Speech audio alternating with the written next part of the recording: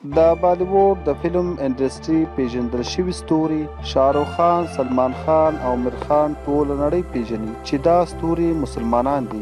لیکن د هندوستان د فلم انډسټري کې داسې ستوري هم شته چې دوی مسلمانان دي، خو فلمي نړۍ ته په راتلو هغوی لا اوس هم څوک یې نه پیژني چې دوی مسلمانان دي که نه. او 15 ستوري داسې هم شته چې ویل کېږي دوی اسلام قبول کړی ده، مګر دوی لا تر اوسه اعلان نه دی کړی. او هغه 15 ستوري څوک دي موږ یې تاسو ته په دې ویډیو کې در پیژنو. لیکن د ویډیو د شروع کولو څخه مخکې له تاسو ټولو څخه هیله ده چې که تاسو زموږ په چینل نوي یاستئ او یا مو تر اوسه زموږ چینل نوي سبسکرایب کړئ، نو مهرباني وکړئ زموږ چینل پښتون ټایم خامخا سبسکرایب کړئ او خوا کې ورسره د ګنټې نشان وهئ ترڅو زموږ داسې خوندورې او معلوماتي ویډیوګانې تاسو ته په وخت ورسیږي. اول، دلیپ کمار. ملګرو، دلیپ کمار مشهور فلمي ستوری دی. هغه 50 کاله د هندوستان فلم انډسټري ته کار کړی ده. د هغه اصلي نوم یوسف خان دی او په پېښور کې زیږېدلی ده. هغه د هندوستان فلم انډسټري کې ځان ته د دلیپ کمار نوم خوښ کړ او اوس هم خلک دی په دې نوم پیژني. او نوموړي دلیپ کمار له بانو سارا سره واده وکړ. له بده مرغه باید ووایو چې هیڅ اولاد نه لري. مادھوبالا.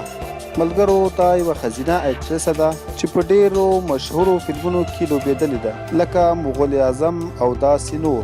دا هم اصل کې مسلمانه وه. مادھوبالا اصلي نوم ممتاز جهان بیګم و. هغه په 1933 کې په ډیلي کې د یوه پښتون په کور کې زیږېدلې ده. مادھوبالا له مشهور ستوري کشور کمار سره واده وکړ. مادھوبالا د 33 کلو په عمر د زړه د ناروغۍ په وجه مړه شوه.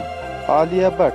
ملګرو، د حاضرې زمانې مشهوره اکټرسه عالیه بټ د مشهور ډایرکټر مهوش بټ لور ده چې هغه له یوې مسلمانې ښځې سره د واده کولو لپاره اسلام قبول کړی و.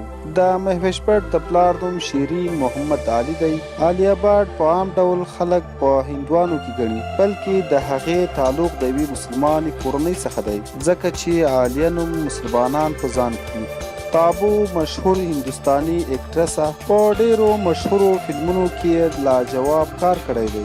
د هغې اصلي نوم تبا یوازې فاطمه هاشمي ده. تبا د هندوستان په حیدرآباد ښار په یو مسلمانه کورنۍ کې زیږېدلې ده او په فلمي نړۍ کې د تبې په نوم مشهوره شوه. عمر یې 48 کاله دی خو لا هم مجرده ده او په فلمونو کې لا اوس هم کار کوي.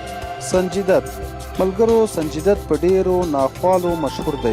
کله ورباندې د پردیو استخباراتو د غړي تور هم خوري شي او کله دا تور هم ورباندې وي چې د په پټه اسلام قبول کړی ده. د سنجیدت مور یو مسلمانه وه چې نوم یې نرګس ده او سنجیدت واده له یوې مسلمانې ښځې دلنواز شیخ سره کړی دی. نوموړی سنجیدت له مسلمانانو سره په روژه ماتي کې هم لیدل شوی دی او هغه په هندوستان کې د موجوده اولیاو په خپرو ته هم ځي.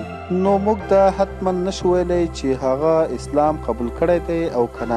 دا وه زموږ د نن ورځې ویډیو چې د بالیووډ د بعضې اکټرانو په اړه مو تاسو ته چمتو کړې وه. امید ده چې ویډیو به مو خوښه شوې وي. که مو خوښه شوې وي نو لایک یې کړئ، شیر یې کړئ او د نورو داسې معلوماتي ویډیوګانو لپاره زموږ چینل پښتون ټایم خامخا سبسکرایب کړئ. تر بلې ویډیو مو په لوی رب سپارم.